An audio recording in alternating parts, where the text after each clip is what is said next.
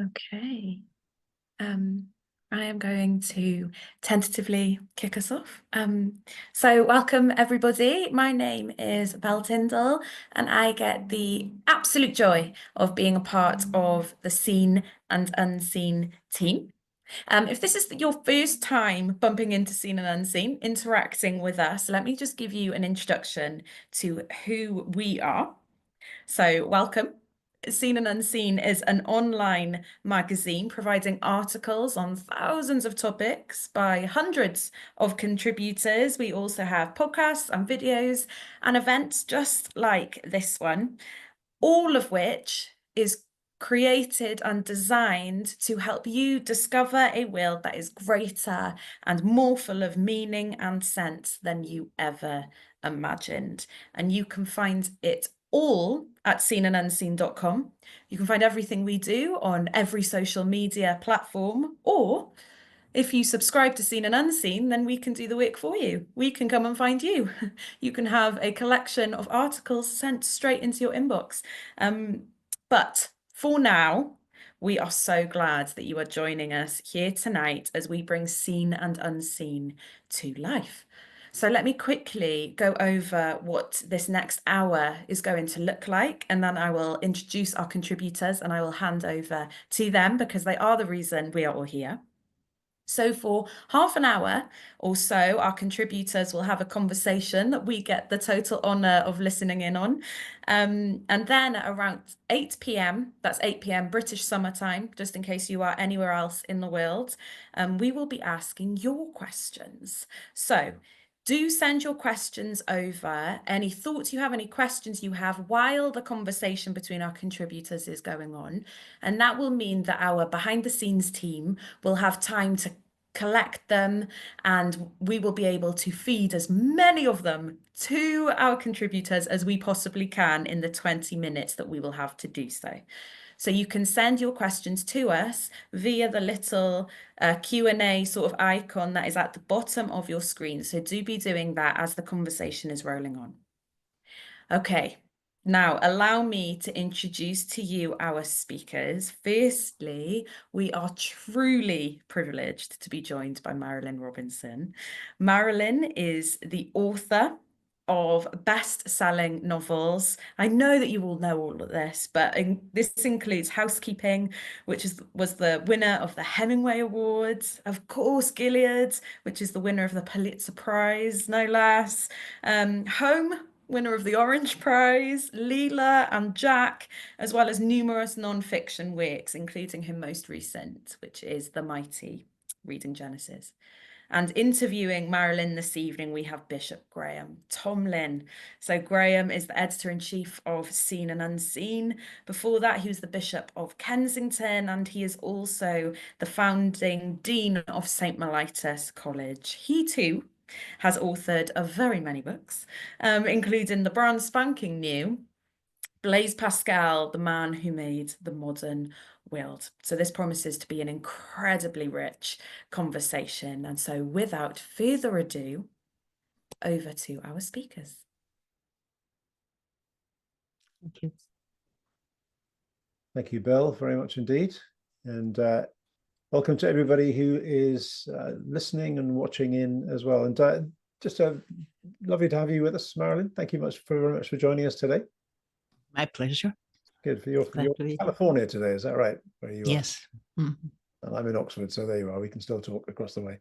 And Marilynne, I've got a number of your books on my table here. I've got my copies of Gilead. I've got Housekeeping.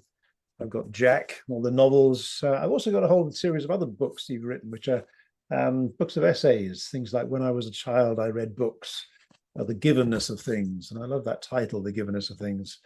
And books like What Are We Doing Here? And Absence of Mind. So you write a lot of different things, but I suppose you're primarily known as a novelist. And I wanted to ask you how and why you became a novelist. Did you always want to write stories? Was that always part of your kind of your mind made up as you were a child growing up? Was storytelling always part of your life, and is that always what you always wanted to become? You know, I had very vague ideas about that. Actually, I was encouraged by teachers and so on to feel that I could write well, that if I made a choice, I could follow up on it, But I took a writing class in college, a workshop, and I felt I had come to Brown, which is Rhode Island, from Idaho, which is definitely not in Rhode Island. And I listened to people talking about the West, basically, where my ancestors had settled, and it reminded me of how differently I felt, experienced it than the way that people talked about it, And so in a way, I wanted to create a West as I felt it as a child and so on. And especially with the importance of women in that culture, which was very great, Um, and it gave me an opportunity to just recover the sense of the strange loveliness of a very wild place, and this richness of being there, So that was my first try at fiction. Yeah. And I suppose just talking about Gilead for a moment, which is I think the first novel of yours that I read, and probably the one I still enjoy the most. I guess it's always struck me it's a kind of unlikely novel to become very well known, because it's a story of an elderly pastor writing a long letter to his son. It's a book in which, in one sense, not many things happen. It's not got a very sort of plot changes all the time. It's not set against great seismic events in history like a war or an earthquake or a disaster or something like that. So in some ways, it's small town America. It's quite sort of local in many ways. So in some ways, it's a sort of surprising novel to get so popular. Was its success a real surprise to you? And why do you think people resonated with it quite the way that they did? Those are the kinds of questions that I hesitate to ask myself. I'm afraid that I will be giving myself directions about what I should do or can do if I talk about why people liked a particular book. I feel as though the ordinary with which I am identified is extremely rich, and it has a very important place in any life. And an ordinary moment in its own way is a sort of metaphysically unaccountable as the most spectacular moment, at least as we perceive these things, And an ordinary person is as metaphysically amazing as any, as Julius Caesar. I mean, there's no point pretending that we can make gradations of interest, I think, among people. And if I have one aesthetic banner that I fly, basically that's it, that anything that is looked at closely and with an eye to the fact that the beautiful is sort of the signature of reality, that there's everything to be done there, Yeah, the sense that everything matters, even the small things are of real significance if you look at them closely enough. And that's one of the things that comes out of the book, isn't it, really? And just thinking about those ordinary things, I guess one of the rereading it recently, and maybe this came out for me especially because I was aware of some close friends who died recently. That was the theme of death. That in some ways that it's a novel that is kind of anticipating death. It's about an elderly man, just 76 years old, who thinks he's probably going to die soon, writing a letter to his son. Did you sense that it was a meditation on death when you were writing it? Was that something in your mind as you were doing that? Well, I started it simply because I had a voice in my head, and the voice in the head was saying, I'm going to die soon. That was the situation of the voice that was central to the novel for me. And so it necessarily became a meditation on death, really. Well, whatever death is. I mean, I think, the cessation of life in any case, and which is, a profound retrospect, on things that seem trivial as we pass through them and are amazing in retrospect, just voices and gestures and, other people. And I guess one of the lines that stays with me from the book is one that I think John Ames, the main character, says. He says, I think he says something like, I've been trying to think about heaven, but I found it quite difficult to do so.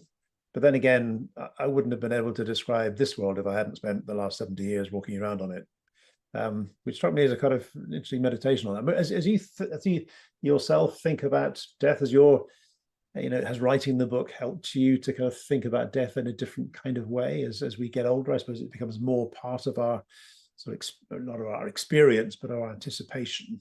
Do you find you think about these things more? And I guess we're coming on to the Genesis book in a moment. Was that something that also was a theme that was there as well? I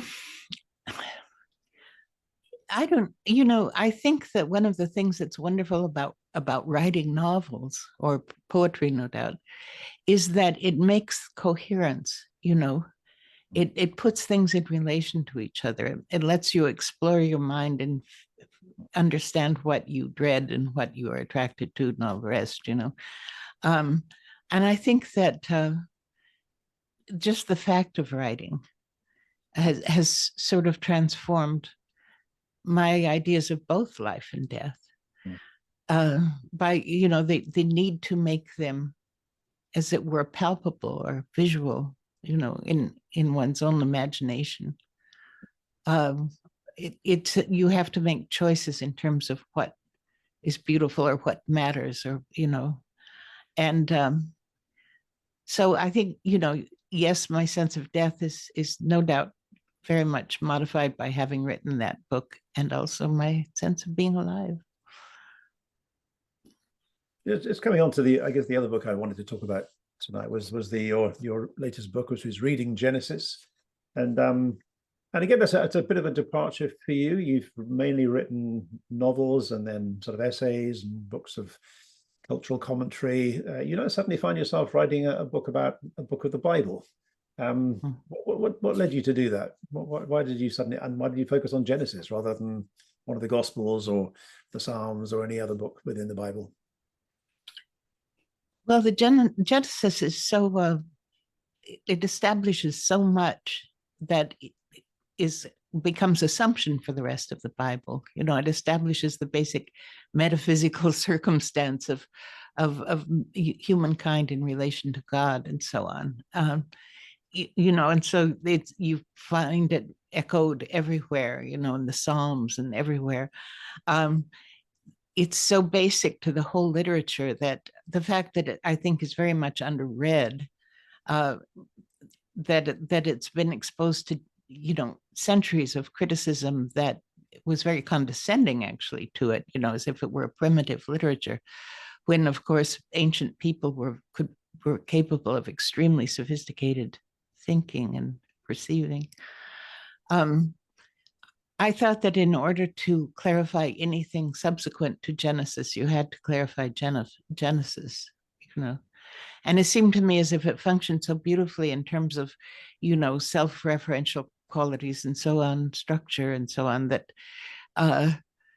the argument was there to be made. It's not recherché or anything. It's in the text that it is literary and that certain meanings are developed by literary methods through the course of the book.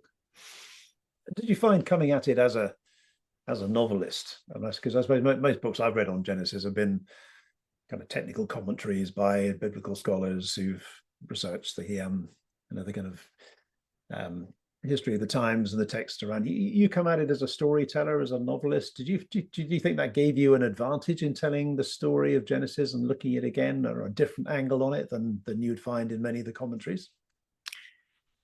Well, I have my limitations. I looked at it, of course, in the way that was natural for me to look at it, but I felt as if it was badly treated by critics. And, I asked a friend of mine, a theologian, if people still used, JEDP, the old, that documentary hypothesis.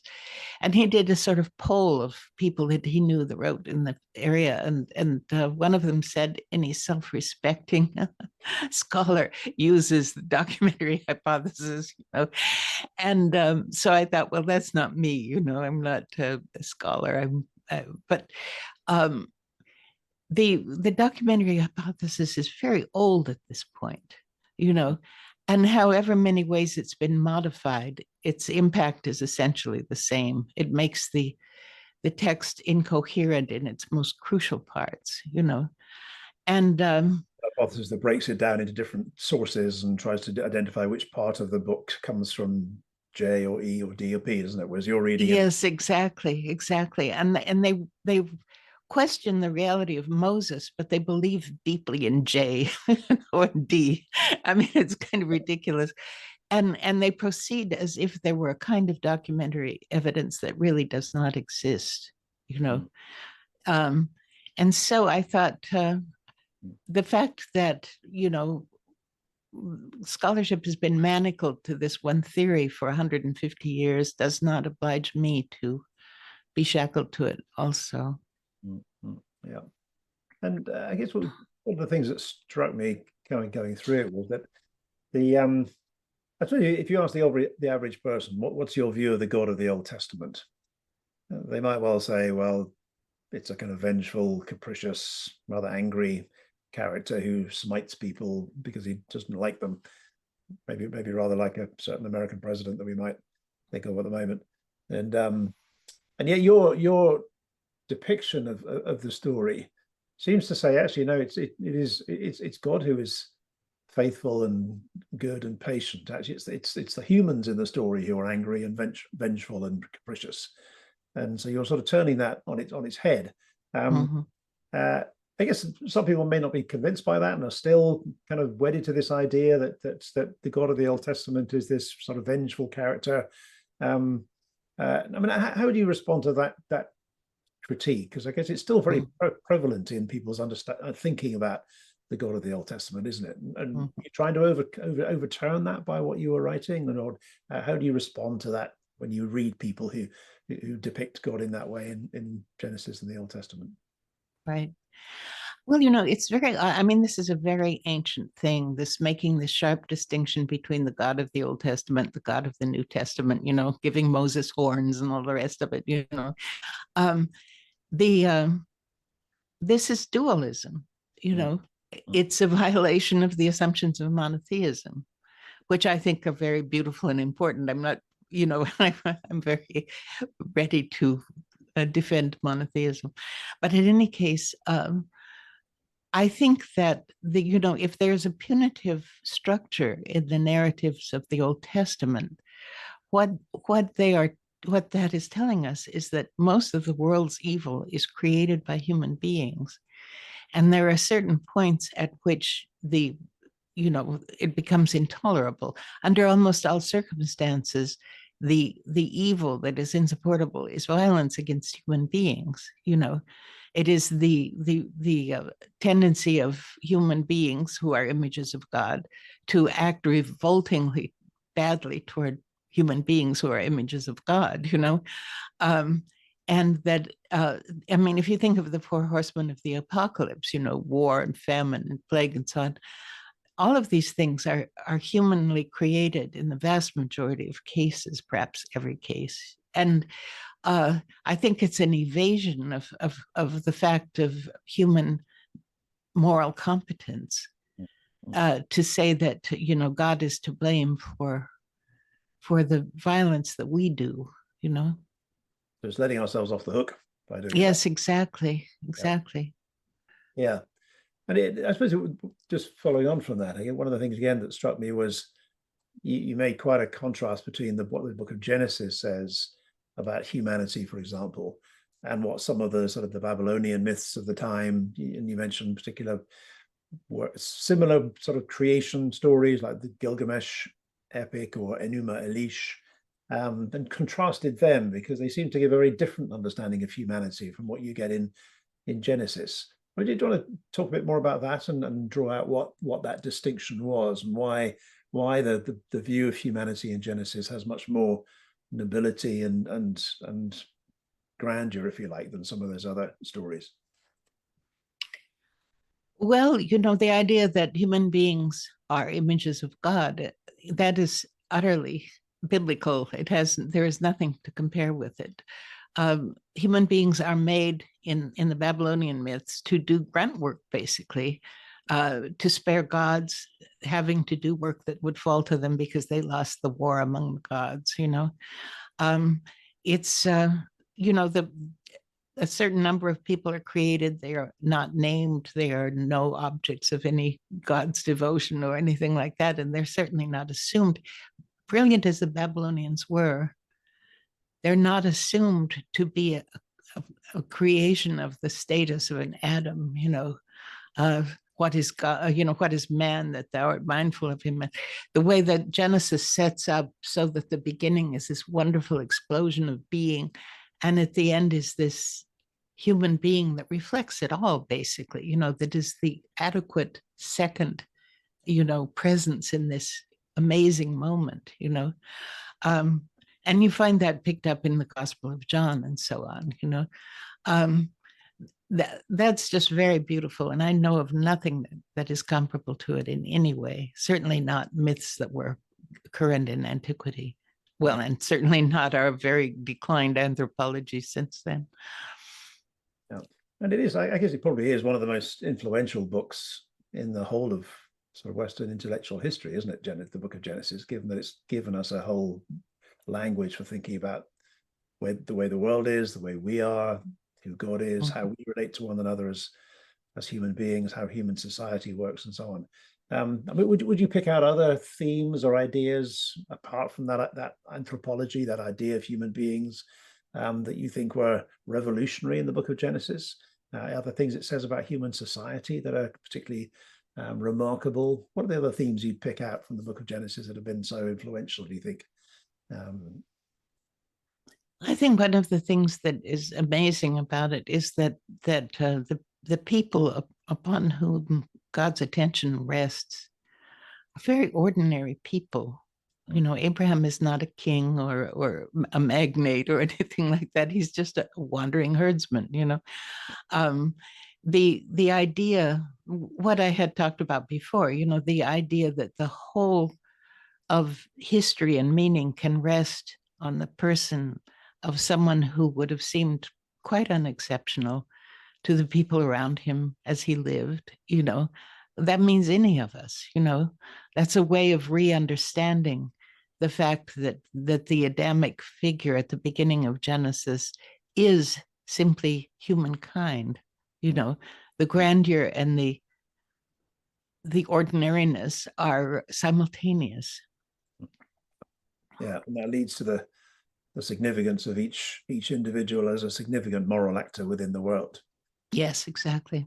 That if Abraham has such a role, then you and I can, and everyone listening to this conversation can do the same. If you like, and assume that we do it. Yeah.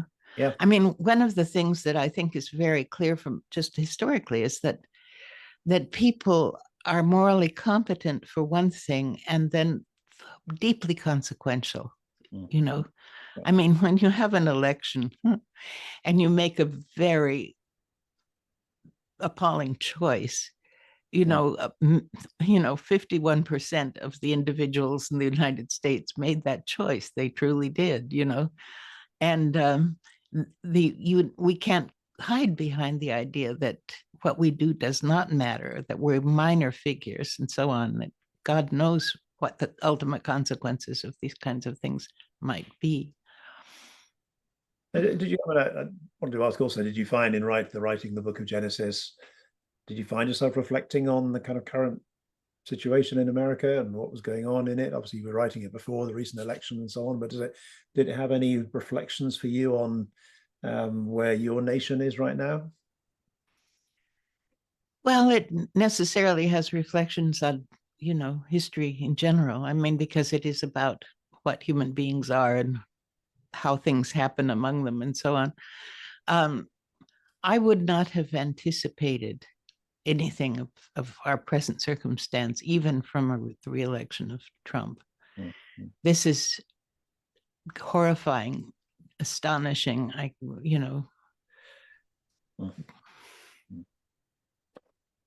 Yeah, thank you, Marilynne. I just wanted to ask one more question before we open it up to the questions of listeners and watchers for this evening. Again, I was reading recently one of your essays, and I think it started with the line, "I've reached the point in my life when I can see what has mattered." And I wondered if you wanted to reflect back on your life as a novelist, as a writer, as a thinker, as a Christian, and what do you find has mattered more as time has gone on, and what has mattered less? What are the things that really do matter for you now as you look back and you see what has mattered? Well, I have found out how important teaching was to me. No doubt, things become radiant in memory and so on, but I think I enjoyed the interaction of my life and my mind and my literary interests and so on in that particular moment more than I've ever done in any other circumstance.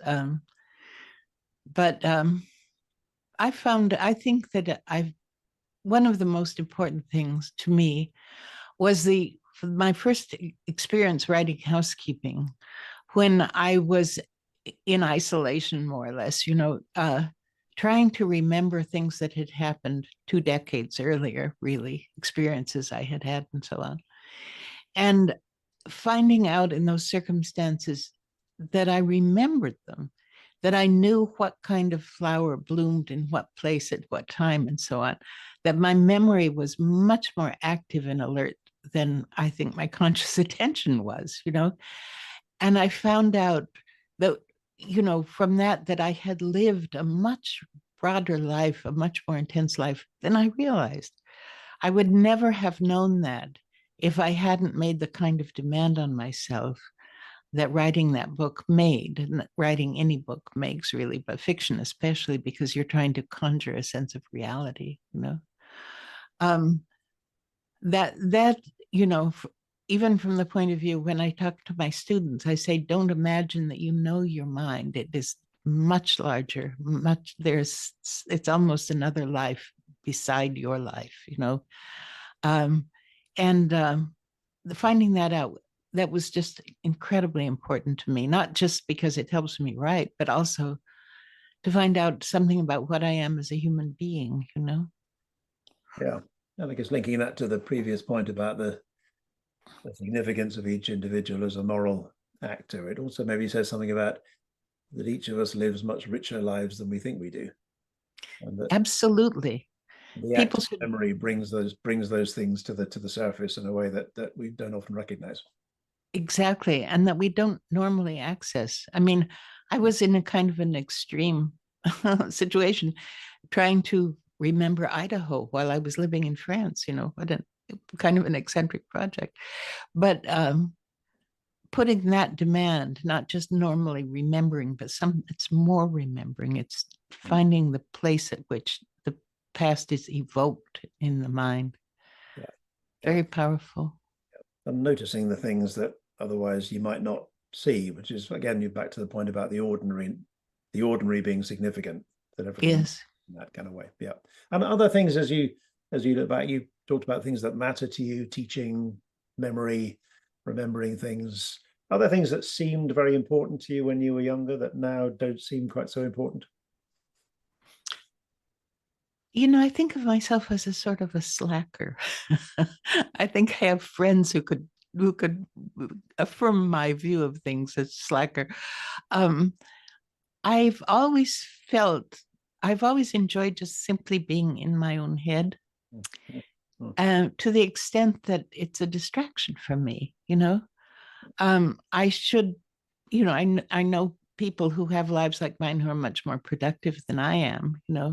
Where did my time go? Well, daydreaming, thinking, watching, just being in my head. I think I don't know. I was told when I was a student that that I should, when I was in high school, that I should give myself a mind that I wanted to live in, because I would live in it for the rest of my life. And I did that, and I have done that. And, it's been a great pleasure, finally. It's, maybe I Well, should have done more. well, the daydreaming has been a very beneficial thing for the rest of us who've been able to read some of the product of that daydreaming. So we're very grateful, Marilynne. And I'm very grateful for this conversation too, which could have gone on a lot longer, but I'm conscious that time is rolling on in our hour together. And I think the idea is that we now open it up to some questions from those who've been listening. So I think I'm going to hand back to Belle now, or Bill, bring Belle into the conversation. And I'm hoping that some questions have come through. And Belle, take it on from here. Yes, some questions have absolutely come through. How could they not after a conversation like that? Okay, so apologies if we do not get to your question. We have been collecting them as they've been coming in. And like I say, we have about 20 minutes and we'll see how many we can squeeze in. Marilynne, I would love to start with a question that I think is the type you don't like answering, which is reading Genesis has featured in books of the year reviews in magazines such as The Economist and The New Statesman, each of which have different worldviews, different metaphysical leanings, all of this. So someone asks, how do you explain its appeal and perhaps application to our current state of affairs? Well, objectively speaking, it's just a beautiful piece of literature. It's, I think that, I tried to be deeply respectful of it, which meant, trying to get myself into the frame of its, the narrative method and so on. There is that. And then also, I think that we have really not dealt well with our own religious traditions. I think that the scholarly interpretations have been, obscurantist and, kind of flashily scholastic looking, which has distracted people from thinking, is this a good hypothesis? Should we be faithful for this forever, and then on the other side, we have, the rise of this strange fundamentalism, which has tended very much to cheapen and stupefy religious discourse, so to call it. And between these two things, a sort of, an appreciation of the book has become lost, has become not an acceptable thing to do. People make, the idea, for example, that Cain would have been punished by God, even to the extent of making him a black man, which is an old, terrible interpretation of this, moment. The fact is that God is very good to Cain, and that doesn't strike people as just if they want to see God as a vengeful creature, but the text doesn't support that. We are told other things, and so it's just a matter of recovering clarity and respect, really. Yeah, absolutely. Seen and unseen, we exist, we're sort of created by a charity called the Centre for Cultural Witness, and it's seeing a book all about Genesis on the Economist's book of the year list is quite something. It's hugely encouraging is not the right word, exciting, hugely exciting. And someone has asked, what's the story of your relationship with the Bible as a child, as a young adult, and to now? Which I'm sure is a sort of question that many are sort of wondering. I've always been interested in it. I remember when I was a little kid, I had the illustrated books of Bible stories and things like that, and then when I was old enough actually to have a Bible of my own, it was very important to me. My family was not terribly religious, terribly observant, one might say, And this was a kind of a project of my own, always has been. Um, I love the culture of religion. I love the literatures of religion. I love theology. I love the Bible, you know. Um, it's why should I, you know? Well, you know, I'm just responsive to it and I'm glad that I am. And that's about all I can say. I wonder if, sorry everyone, I'm going to put a little question of my own in there. I wonder if as well, what you take so seriously, because you speak so wonderfully, and every time I've heard you speak, I always sort of feel more in love with my own brain afterwards as a result. I Wonderful. feel more gracious towards my own thoughts, my own soul, my own company. Do you think it's anything to do with what, while you were reading the Bible, what that was sparking off within you? You were generous enough with yourself to find that fascinating and think that that was worth exploring. And I wonder sometimes if we're taught to read the Bible in a way that ignores the very ways it inspires us. I think that that's true. What you've said. I think um, one of the things that is crucial to my own course of life, I have always had respect for my interests. If something interests me, I have never felt as if anything should exclude me from pursuing it. You know, certainly not my own sense of what my agenda should be or something. You know, when you look at my essays, I'm all over the place. You know, because something has struck me and I have to think it through. And um, you know, I'm so glad you're enjoying your mind. It's such a, you know, it's the most complex thing in the universe. You know, um, it's so made to be enjoyed. You know, a wonderful Yeah. benefit of human life, and you know, for me, I mean, if something interests me, there's a kind of physical pleasure in it, you know. And I Mm. let myself, I'm very self-indulgent, you know. I let Oh. myself see what it is. And we as the world are very glad that you are self-indulgent, Marilynne. We're Well, reaping thank the you. rewards of that. Um, someone has asked, what books are you working on next? Will there be a reading Exodus, a reading Ruth? And then they've said, I'd love a reading Calvin. Oh yes, well, um, I'm sort of dabbling at that. I mean, dealing with Calvin because, well, I mean, when you're told how to read a text, even if you decide this is not the right way to read it, it's not helping me understand, it's still very hard to chip away assumptions that you find that you have, although you know they don't bear scrutiny. You know, so I'm doing. I just wrote a parsing of Calvin's parsing of "Thou shalt not kill," which is extremely interesting and central to his work. But I'm doing Exodus because I think that the subject of it is freedom. What is the nature of freedom?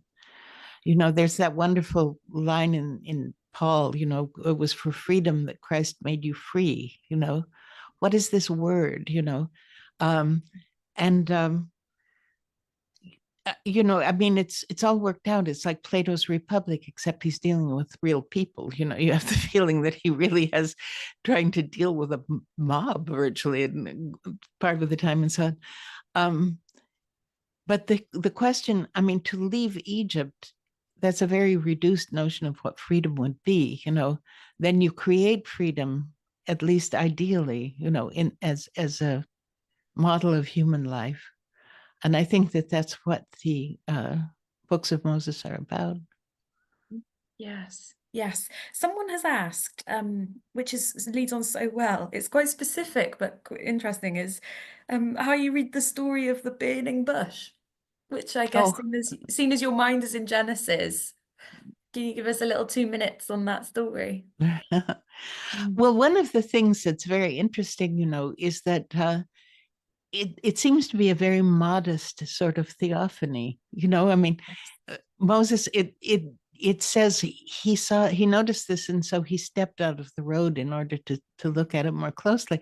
The implication is he could have walked by. You know, it wasn't as if he saw some conflagration or something. You know, he sees a minor anomaly in the laws of nature. you know, and it's like respectful on the part of God that he introduces himself to Moses in a way that is not overwhelming, no thunder, no lightning, Um, I think that, I mean, he dramatizes himself, God, that is, in the text more and more, because he's trying to plant himself in the human imagination as God, and we understand power and noise and all the rest of it. But the initial, giving of the name and so on, it's all around this very tiny little deviation from what one might normally expect, I think that's very profound. Yeah, that reminds me, in the New Testament, Jesus is constantly doing that, isn't he? Walking by as if, and someone has to call out and recognize him. On the road to Emmaus, he's just going to continue going until they Yes, invite him in for dinner. Or there's one point where he's sort of walking on water, and it looks like he's just going to go by until they call him. So right. it sends my imagination wandering. Like how many times was he not noticed? Yes, that's very interesting. To know him in the breaking of the bread, with Yes, just yes. gestures, very beautiful. Yeah, absolutely. Um, Excellent. I am going to keep plowing through if you're doing okay, Marilynne. Fine. Okay. How does being a Christian make you different from other writers? Do you intentionally pick certain characters and storylines that will lead people to Jesus? Um, One thing I have learned is that you can't really assume that you know what people believe or think or are inclined to or draw strength from or admire. People are much, to use a word I'll use all the time, but they're much richer beings than you imagine. I don't, I have great respect for the tropisms of most people toward the good, the beautiful, the just, and so on. And,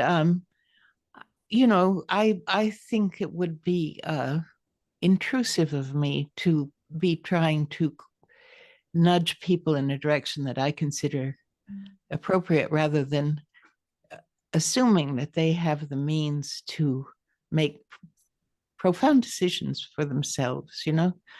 um, I think it's important to rehearse basically the ways in which the tradition of Christianity is beautiful and humane and true. Uh, but I think that that's about as far as I would go in terms of trying to influence anyone. Mm. It should speak for itself, I think, if we speak well for it. Yeah. So would you say you place it before people like an object and then you just gaze at it? You gaze at it sort of publicly. Well, Um, I actually don't think of, I mean, this is me again, but I actually don't think of my readers when I write. I just, okay. I write what, like something is interesting to me, and then I create a sort of dialectic of this is true, but that is true also, or something. It's for my sake. I'm exploring, and there are things like why is one thing beautiful when another is not, and so on. The aesthetic, laws in a certain sense that you honor in trying to make art, um, but that's sort of addressed to myself, my own curiosity. Mm. Mm. Yeah, that's really fascinating. Someone has written, I am fascinated by the final pages of the book, how it speaks about providence as combining many strands of time. Can you speak a little more about your understanding of providence? Well, um, I think, that providence means really that there are many things going on that we do not understand, being sunk in time as we are, that there is an ultimate shapeliness and ultimate rightness in where things will tend finally. I think that providence is like it's physics, I mean, there is no reason why the world should persist as it does from one moment to the next in terms of physics. There's no accounting for the fact that I have the same mind from one day to the next. If you look at things at the level of atoms and molecules and so on, there is the stability of our experience and the stability of our being is as miraculous as any, departure from this, predictability would be, and so we are embraced in something that maintains the world as knowable, maintains our minds as identities, lives that reach out in many directions and so on. And I think that if we could understand reality at the most fundamental level, we would see it as providential in the sense that there is no reason why the world has to be the way it is. There is no reason why this light has to be shining in the way it does, and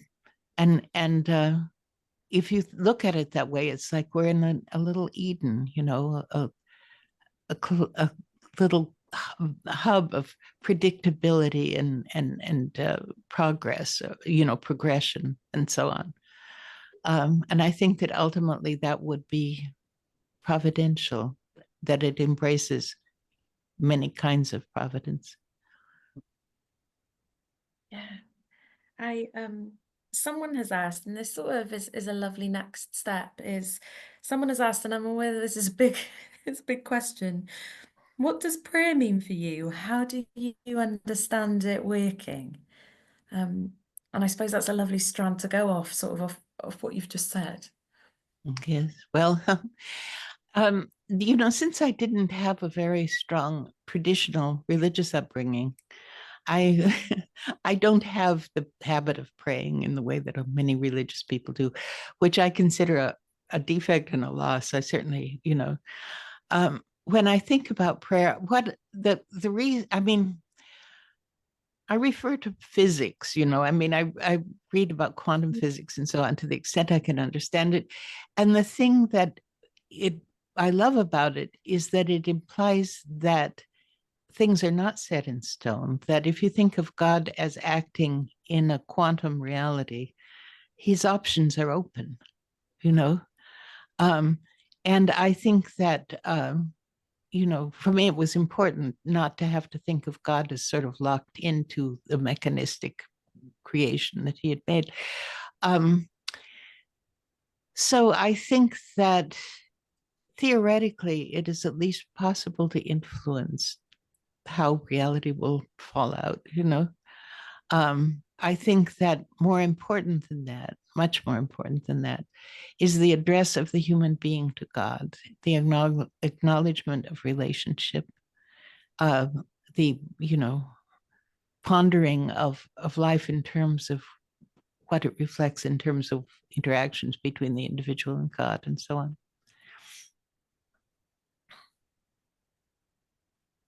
Yeah, I suppose there's something, again, to circle back, there's something in the way that, I don't understand quantum physics to the level that you do, and I won't pretend to, but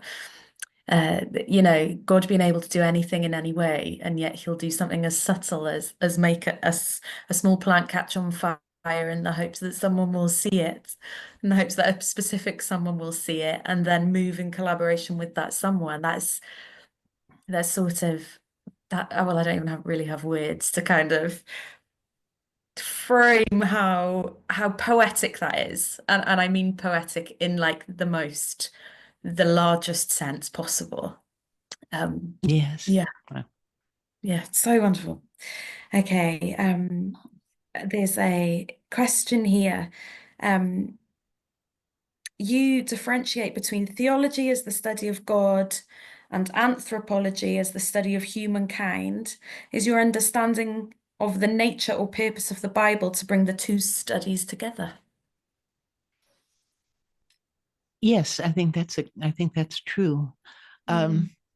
I mean, one of the earliest things we are given is that we are an image of God, People have mulled this, turned it over forever and ever, And as Calvin says, it means that the more you understand about yourself, the more you understand about God, and vice versa, so that you're in this sort of binary relationship with your your theological understanding and your experience as a human being in the world.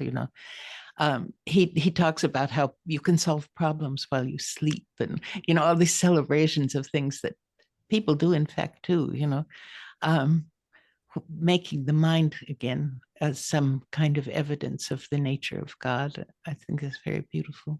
Yeah. My gran, she does a lot of sewing, a lot of clothes making, and she will always, if something's stumped here, she will always solve the problem in her dream. So she'll Yes, yes. create patterns and designs for clothes in her dreams and wake up the next morning able to make them. I've solved problems in dreams too, things that I didn't understand, and then Wow. they fall into place. It's quite amazing. It's extraordinary, isn't it? Yes. Sermons come to me in dreams. What has come to you in dreams, sorry? Some of my sermons come to me in dreams. There you go. Yes. I think the takeaway is that we should all nap more then. Is that correct? Marilynne, I have one more question for you, and it's actually a conglomeration of, we've had lots of questions about healing divides, basically, and communicating with people with whom you have deep, deep disagreements, I guess, particularly on biblical topics, which hold a specific kind of emotive weight, don't they? And basically people wondering, taking steps towards a sort of a unification, and seeing as you find you're so generous with your own mind and you find yourself so interesting, does that help you to find others as interesting? Does that help you with crossing divides and with having robust and rich and generous conversations with people who have completely different understandings? I have no trouble. I mean, I have a lot of respect for religion in itself, and I don't have any, I mean, Islam seems to me to be quite beautiful, and to share very, very many essential assumptions, so to speak, with Christianity. And I mean, I think that the kinds of conversations that I don't find fruitful are the ones that, for example, make God into a, crude villain of some sort and so on. I mean, that's terminal, But if, the beauty of the human impulse toward understanding the place of our place in the cosmos, whether it's Babylonians or, whoever is doing it, it's beautiful. It's obviously beautiful. It's a tremendous, amazing part of our humanity.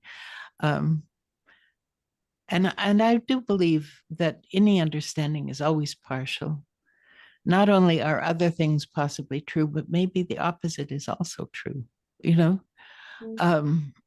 So, a good, rich conversation, I simply love in itself. Yeah. Oh, Marilynne, I'm actually going to borrow some words from a listener who has given us a kind of a comment to sum up. And they say, "You have given us the most stimulating presentation of such profound ideas." And that's exactly, Thank you. yes, we cannot thank you enough for joining us, both you and Graham, for giving us your time, giving us your insights, but also for being so generous with your genius, letting us benefit from your self-indulgence, Marilynne. Well, you can count on me for more self-indulgence. We're very, very happy to hear it. So on behalf of everyone that you cannot see, but that is there hanging on your every word, Marilynne, I would love to thank you so much for joining us Thank this you. It's been a evening. pleasure. Yes. Well, our evening, your afternoon. And thank you to our listeners, our community. Thank you for being here. Thank you for being here. I hope that you have enjoyed, in fact, I know that you have enjoyed this conversation. as much as I have. And just to say that everything that we do here at Seen and Unseen is free to read, free to watch, free to listen to, and free to attend. And we are passionate that it stays that way.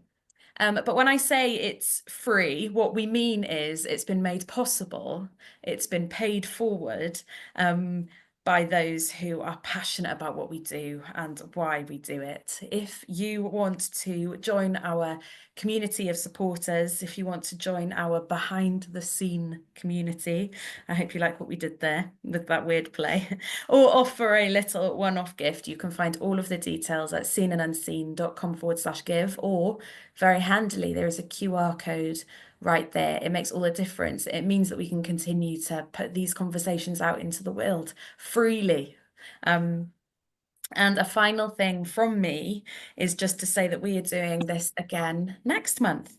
Do join us on the 27th of May, where Graham will be in conversation with the force of nature, that is Kate Bowler, who is the New York Times bestselling author and podcast extraordinaire. We would love to see you there, same time, same place, just different month. But until then, thank you so much for joining us, and we will see you next time.